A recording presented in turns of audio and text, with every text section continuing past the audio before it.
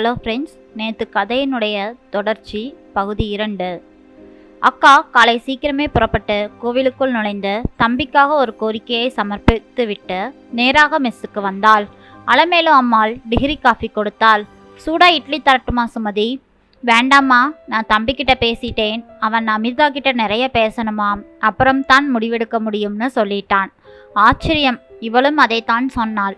அமிர்தா வெளியே வந்தாள். 2 பேரோட எண்ணங்கள் நேர்கோட்டில் வந்தா அதைவிட நல்ல ஜோடி ஏது? நானும் நினைச்சேன். அமிர்தா, பேச நீ தயார்னா இப்பவே நான் தம்பிக்கிட்ட சொல்லட்டுமா? சரிக்கா, அப்படின்னா நீ லீவு போட்டுரு, நான் அவனை இங்கே வர சொல்றேன். வேண்டாம் அக்கா, அவர் வரட்டும், ஆனா இங்கே நிம்மதியா பேச முடியாது. சரி, எங்கேன்னு நீங்களே தீர்மானிங்க. கபாலீஸ்வரர் கோவில் 12 மணி வரைக்கும் நிச்சயமாக உண்டு. ஒரு கும்பிடு போட்டுவிட்டு பிரகாரத்துல நிழலாய் பார்த்து உட்கார்ந்துட்டா நிம்மதியாக பேசலாம். சரி அமிர்தா, அப்படியே ஆகட்டும். தம்பி, ஒரு நிமிஷம். சொல்லுங்கம்மா. இந்த மாதிரி ஒரு பேச்சு தொடங்குறதுல உங்களுக்கு கருத்து வேறுபாடு எதுவும் இல்லையே? இருந்தா வந்திருக்க மாட்டேம்மா. என்ன நடக்க போகுதுன்னு இப்ப தெரியல. ஆனா அமிர்தா மாதிரி ஒரு பெண் தப்பா யோசிக்கவே மாட்டாங்க. அமிர்தா மாதிரி ஒரு பெண் வாழ்க்கையில வர யாரா இருந்தாலும் கொடுத்து வைத்திருக்கணும். காஃபிக்கு காசு தரட்டுமா? இருக்கட்டும் தம்பி. இல்லைம்மா, கணக்கு எப்பவுமே சரியா இருக்கணும். உங்க உழைப்புக்கான ஊதியம் இது, புடிங்க. அமிர்தா அவனை ஒரு வியப்புடன் பார்த்து கொண்டிருந்தாள். படிப்பு, புத்தி, சம்பாத்தியம், குணம் எல்லாமே அவனிடம் இருந்தது. கடந்த 1 வருட காலமாகவே அவள் பார்த்து வரும் சங்கதிதான். நான் ட்ரெஸ் மாத்திட்டு வந்துடுறேன் வாகி. சரி அமிர்தா. அவள் தயாராகிவிட்டாள். தனித்தனி 2 வீலர்களில் இருவரும் அமர்ந்து கொண்டார்கள். யார் வாகனத்துக்கும் யாரையும் அழைக்கவில்லை. எதுவும் முடிவு பெறாமல் எந்த ஒரு உரிமையும் எடுத்துக்கொள்ள இருவருமே தயாராக இல்லை. அவர்களை அலமேலு பிரமிப்புடன் பார்த்தாள். கபாலீஸ்வரர் கோவில். இருவரும் ஜோடியாக வணங்கிவிட்டு பிரசாதம் வாங்கி கொண்டு கோவிலை ஒரு சுற்றிவிட்டு இயல்பாக ஒரு பிரகாரத்தின் நிழல் பகுதியை ஆக்கிரமித்தார்கள். இப்ப நேரா விஷயத்துக்கு வரேன். சொல்லுங்க. எங்க அம்மாவும் உங்க அக்காவும் நம்மை இணைச்சு வைக்கிற முயற்சியில் ஈடுபட்ட காரணமாகத்தான் நம்மளோட இந்த சந்திப்பு. உங்களுக்கு இது முதல் கல்யாணம். வயது கடந்தாலும் வாலிபம் போகவில்லை. உங்களுக்கு சில எதிர்பார்ப்புகள், கனவுகள் இருக்கலாம்.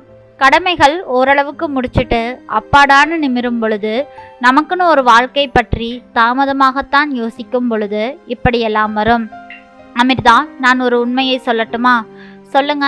இந்த 34 வயசு வரைக்கும் மூச்சு முட்ட பொறுப்புகள் இருந்த காரணமா எனக்கு தூக்கமே குறைத்தல்.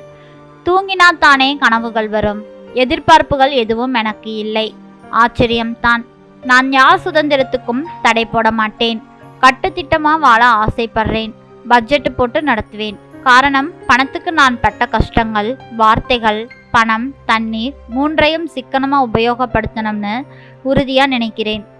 பணத்தை தாராளமா வாரிவிட்டா வறுமை, வார்த்தைகளை வாரிவிட்டா மனக்கசப்பு, வருத்தம்.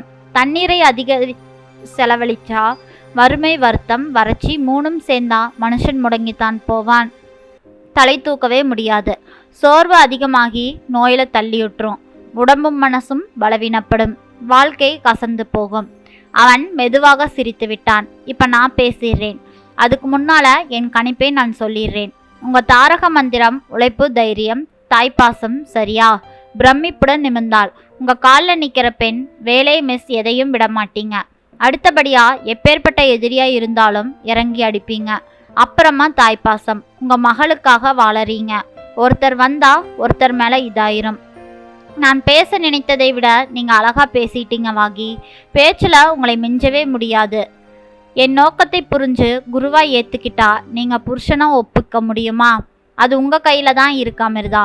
நீங்க வேலையை விட வேண்டாம். அப்படி ஒரு காலம் நான் கட்டாயப்படுத்தவே மாட்டேன். பெண்கள் தன் காலில் நிற்கிறதை வரவேற்கிறவன் நான். உங்க துணிச்சலான நடவடிக்கைகளுக்கு நான் எப்பொழுதுமே துணை நிற்பேன். உங்க குழந்தையை என் மகளா ஏத்துக்க நான் தயார். நமக்கு ஒரு குழந்தை வேணும்னு நான் கேட்க போறதே இல்லை அமிர்தா. அமிர்தா ஆடியே போனாள். வாகி, அதுக்கு நான் ஒரு காலம் தடை போட மாட்டேன். நியாயமா உங்களுக்கு கிடைக்க வேண்டிய எல்லா சுகதுக்கங்களும் கிடைக்கணும். அதை தடுக்கிற உரிமை எனக்கு இல்லை. இவள் மூத்தவள். மற்றவங்க வந்தாலும் எல்லா குழந்தைகளும் நமக்கு சரிசமமா இருக்கணும். நான் எதிர்பார்க்கிறது அதுதான் நடக்கும் அமிர்தா. அப்படின்னா எனக்கு சம்மதம். நான் உங்க மனைவியாக தயாராகிவிட்டேன். இனி குடும்ப தலைவனா நீங்க பொறுப்புகளை ஏத்துக்கோங்க. நோ அமிர்தா, நான் வாங்குற சம்பளத்தை அப்படியே உங்ககிட்ட கொண்டு வந்து கொடுத்துருவேன். காஃபி டீக்கு கூட நீதான் தரணும். எதுக்கு வாகி இப்படி? நீ ஒரு நல்ல நிர்வாகி, அதனால் தான் மெஸ்ஸையும் நடத்திட்டு வேலைக்கும் போக முடியுது. நீங்களும் எல்லா கடமைகளையும் ஒரே சம்பளத்தில் அல்லவா பண்ணீங்க. சரி, இப்படி வச்சுப்போம். நமக்கு வர்றதை எடுத்து அழகா பட்ஜெட் போட்டு தேவைகளை நிறைவேற்றுவோம். குடும்பத்தில் ஆண் பெண் பங்கு எல்லாத்துலேயுமே சரிசமமாக இருக்கணும்.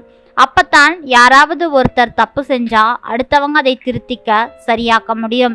இறங்கினாத்தானே ஏற முடியும். ஆரோகணமா இருந்தா ஆரோகணமா இருந்தாகணும். அதுதான் சங்கீதம். அவளது பேச்சை அவன் ரசித்தான். இருவரும் இன்னும் நிறைய பேசினார்கள். வெளிப்படையாகவே பேசினார்கள்.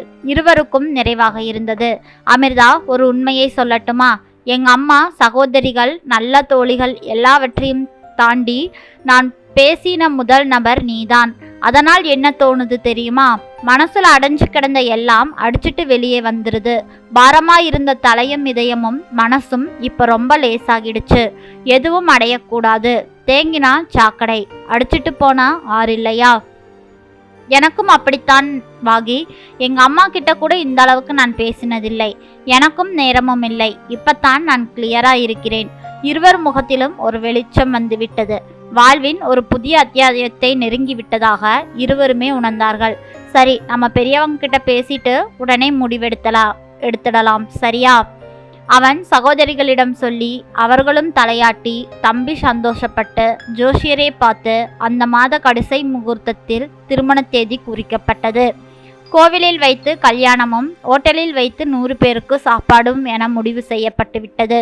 கூரை புடவை, பட்டு வேட்டி எல்லாம் அவள் வாங்க ஏற்பாடு செய்து விட்டாள். தாலி, கொஞ்சம் நகைகள் வாகீசனின் பங்கு. கோவில் மற்றும் ஓட்டல் விருந்தை இருவரும் சரிசமமாக பிரித்து கொள்ள முடிவு செய்தனர். வாகீசனுக்கும் நல்ல ராசி இருந்தது. மாத கடைசியில் கோவில் வைத்து கல்யாணம் நடக்க எல்லா ஏற்பாடுகளும் மும்புறமாக நடக்க நாளைக்கு கல்யாணம். ஆனால் இன்று இரவு அந்த விபரீதம் நடந்துவிட்டது. அப்படி என்ன விபரீதம் நடந்தது? அவர்களின் திருமணம் குறித்த நேரத்தில் நடந்ததா இல்லையா? வாங்க அடுத்த எபிசோடில் பார்க்கலாம். மக்களே, மறக்காமல் நம்ம சேனலை சப்ஸ்கிரைப் பண்ணி உங்களுடைய ஆதரவை எனக்கு கொடுங்க. நான் அடுத்த லெவலுக்கு போக உங்களுடைய ஒவ்வொரு சப்ஸ்கிரிப்ஷனும் எனக்கு மிக மிக முக்கியமானதாகும். நாளை இரவு பகுதி 3இல் சந்திக்கலாம். நன்றி, வணக்கம். மறக்காமல் சப்ஸ்கிரைப் பண்ணுங்கள், லைக் பண்ணுங்கள், ஷேர் பண்ணுங்கள். தேங்க்யூ.